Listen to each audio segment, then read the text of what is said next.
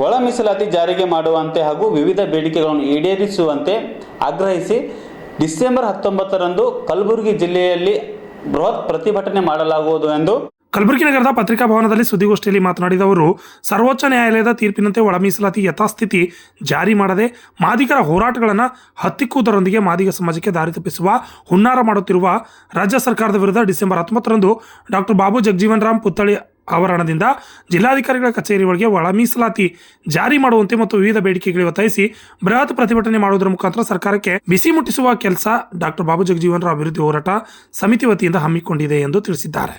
Bureau report RJ32 Kannada news Kalaburagi.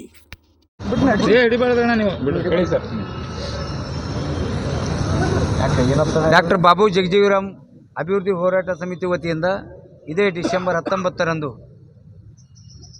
ಒಳ ಮೀಸಲಾತಿ ಯಥಾಸ್ಥಿತಿ ಜಾರಿ ಮಾಡುವಂತೆ ಹಾಗೂ ವಿವಿಧ ಬೇಡಿಕೆಗಳಿಗೆ ಒತ್ತಾಯಿಸಿ ಜಿಲ್ಲಾಧಿಕಾರಿಗಳ ಕಚೇರಿ ಎದುರುಗಡೆಗೆ ಬೃಹತ್ ಪ್ರತಿಭಟನೆ ಮಾಡಲಾಗಿದೆ. ಒಳ ಮೀಸಲಾತಿ ಈಗಾಗಲೇ 30 ವರ್ಷದಿಂದ ಒಳ ಮೀಸಲಾತಿಗೋಸ್ಕರ ಹಲವಾರು ಹೋರಾಟಗಳು ಮಾಡಿದರೂ ಕೂಡ ಇವತ್ತು ಕರ್ನಾಟಕ ರಾಜ್ಯ ಸರ್ಕಾರ ಸುಪ್ರೀಂ ಕೋರ್ಟ್ ಆದೇಶ ನೀಡಿದರೂ ಕೂಡ ಒಂದು ಏಕಸದಸ್ಯ ಪೀಠ ನಾಗಮಾನ್ ದಾಸ್ ಅವರಿಗೆ ನೇಮಕ ಮಾಡಿ ದಸ್ತಾವೇಜುಗಳನ್ನು ಕಲೆ ಹಾಕಿ ರಾಜ್ಯ ಸರ್ಕಾರಕ್ಕೆ ವರದಿ ಸಲ್ಲಿಸ್ತಕ್ಕಂಥ ಕೆಲಸ ಮಾಡಿ ಅಂತಕ್ಕಂಥದ್ದು ಒಂದು ನೇಮಕ ಮಾಡಿದೆ. ಆದರೆ ಈ ಒಳ ಮೀಸಲಾತಿ ಬಗ್ಗೆ ಏಕಸದಸ್ಯ ಪೀಠ ಮಾಡ್ತಕ್ಕಂಥ ಅವಶ್ಯಕತೆ ಇರಲಿಲ್ಲ ಅಂತಕ್ಕಂಥ ನಮ್ಮ ಭಾವನೆ ಆಗಿದೆ. ಈಗಾಗಲೇ ಒಳ ಮೀಸಲಾತಿ ದತ್ತಾಂಶಗಳನ್ನು 2011ರ ಜನಗಣತಿ ಅಥವಾ 2005ರ ಜನಗಣತಿ ಅಥವಾ ನ್ಯಾಯಮೂರ್ತಿ AG ಸದಾಶಿವರ ವರದಿ ಪ್ರಕಾರ ಒಂದು ಸರ್ಕಾರದಲ್ಲಿ ಎಲ್ಲ ದಸ್ತಾವೇಜುಗಳಿದ್ದರೂ ಕೂಡ ತಾವೇ ಪರಿಶೀಲನೆ ಮಾಡಿ ವರದಿ ಜಾರಿ ಮಾಡಬಹುದಾಗಿತ್ತು. ಆದರೆ ಮಾದಿಗರ ಹೋರಾಟ ಹತ್ತಿಡುವಂಥ ಕೆಲಸ ಆಗಲಿ ಅಥವಾ ಮಾದಿರಿಗೆ ದಾರಿ ತಪ್ಪಿಸುವಂಥ ಕೆಲಸ ಮಾಡಿದಂಥ ಆಗ್ತಾಯಿದೆ.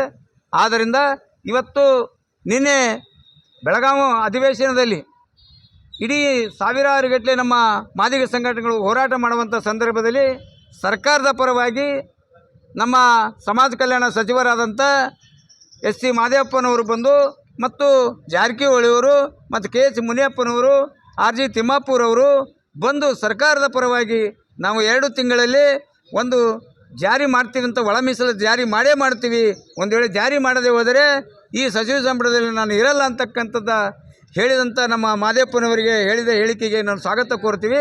ಆ ಮಾತಿಗೆ ತಕ್ಕಂತೆ ನಡೆದುಕೊಳ್ಳಿ ಅಂತ ಕೂಡ ಆಗ್ರಹ ಮಾಡ್ತೀವಿ. ಈಗಾಗಲೇ ಮತ್ತು ವಿವಿಧ ಬೇಡಿಕೆ ಹೇಳಿದ್ವಿ. ಈಗ ಸದಾಶಿವ ಆಯೋಗದ ವರದಿ ಬಗ್ಗೆ 2 ತಿಂಗಳು 30 ವರ್ಷ ಕಾಯ್ದಿದ್ದೀವಿ, ಇನ್ನೂ 2 ತಿಂಗಳು ಕಾಯಕ್ಕೆ ನಾವು ಸಿದ್ಧರಿದ್ದೀವಿ.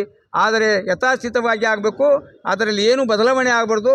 ಮಾದಿಗರಿಗೆ 6% ಅಂತ ಏನು ಶೇಕಡ ಇದೆ ಅದು ಕರೆಕ್ಟಾಗಿ ನಮ್ಮ ಮಾದಿಗರಿಗೆ 6% ಮೀಸಲಾತಿ ನೀಡ್ತಕ್ಕಂಥ ಕೆಲಸ ಆಗಬೇಕು.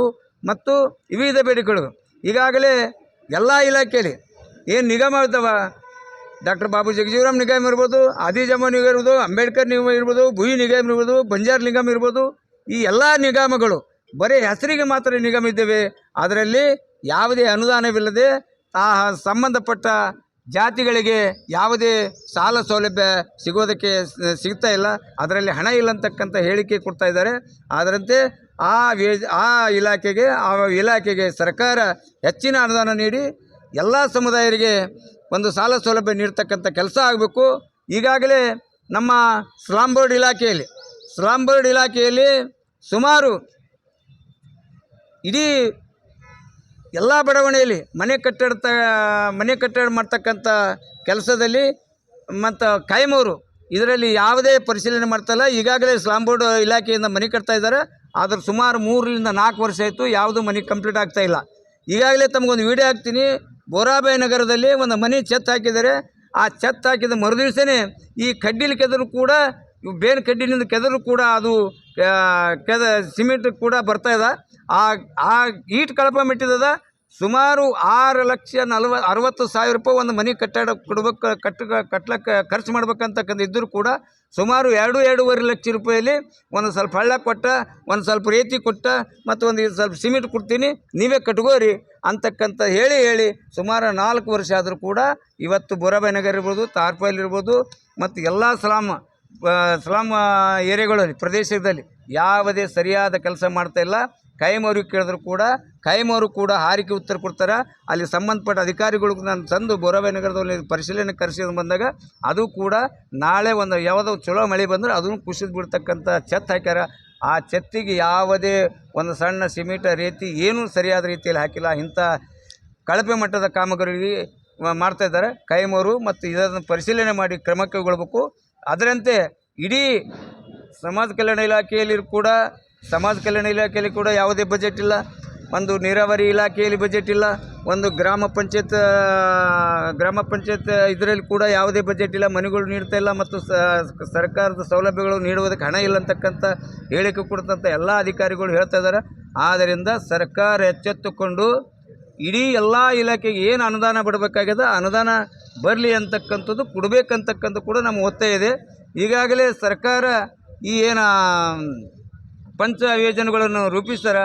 ಅದರಿಂದ ಯಾವುದೇ ಸರ್ಕಾರದ ಕಚೇರಿಗಳಲ್ಲಿ ಹಣವಿಲ್ಲದೆ ಅಧಿಕಾರಿಗಳು ಮತ್ತು ಸಾರ್ವಜನಿಕರ ಮಧ್ಯೆ ಜಗಳವಾಗಿ ಕಿರಿಕಿರಿ ಆಗ್ತಕ್ಕಂಥ ಸಂಭಾವನೆ ನಡೆದದ.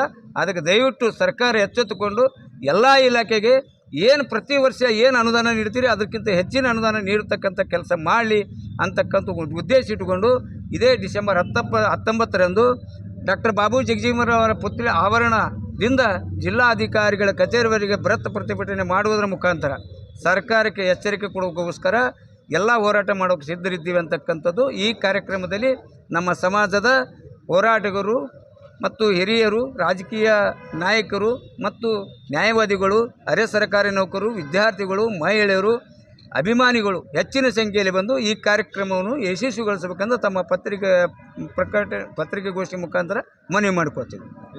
ದಸರಥ್ ಕಲಬುರ್ಗಿ ಅಂತ.